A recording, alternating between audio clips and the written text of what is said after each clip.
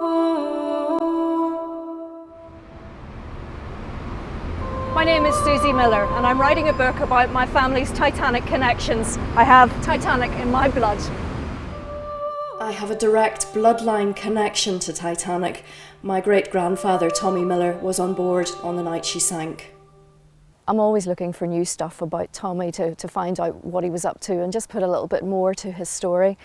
This is a document from the Public Records Office which actually shows his signing on to Titanic, and it gives a little bit of extra information. It says, there's his name there, T. Millar, and he was 31 at that time, born in Carrickfergus in County Antrim. It also says that he was a deck engineer.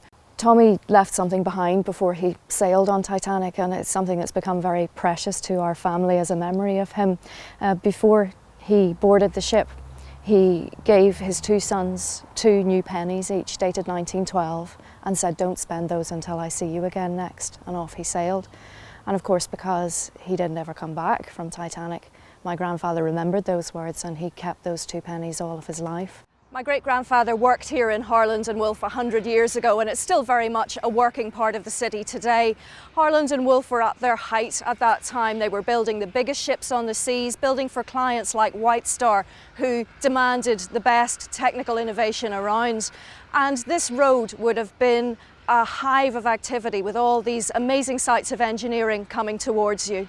These days I've got the keys to the private offices of what used to be Harland and Wolff, and that gives me a bit of a thrill because, you know, what would my great-grandfather have thought of that 100 years on, his great-granddaughter showing people around in here?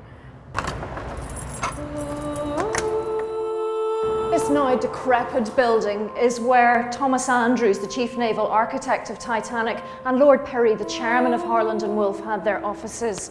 They both came from very wealthy, established families here in Belfast, and it was their vision that gave Titanic to the world.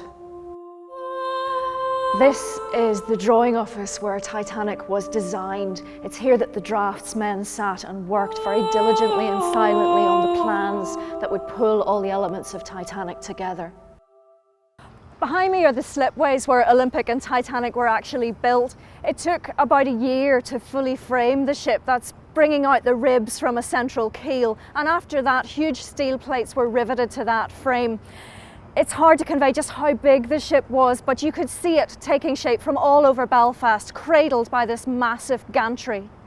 Plates were held or pinned together by thousands of steel rivets, and though technology had changed with most driven by hydraulic equipment, dozens of hand riveting squads were still needed on parts of the Titanic's hull.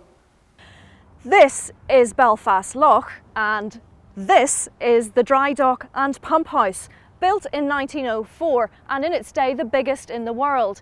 It was here the Olympic class liners were brought to have their propellers put on. So basically what happens is 21 million gallons of water from here is pumped into here and then back out again. Appearances were important to the world of shipping. Although 4 funnels were fitted to Titanic, only 3 were in operation. The 4th was simply added to impress. It's ironic, Titanic had an enormous funnel it didn't need, and yet not enough lifeboats. The sinking of Titanic was a pivotal moment in our family's history, and I often wonder what would have happened if Tommy Millar hadn't got on Titanic, or indeed if he'd made it to the other side.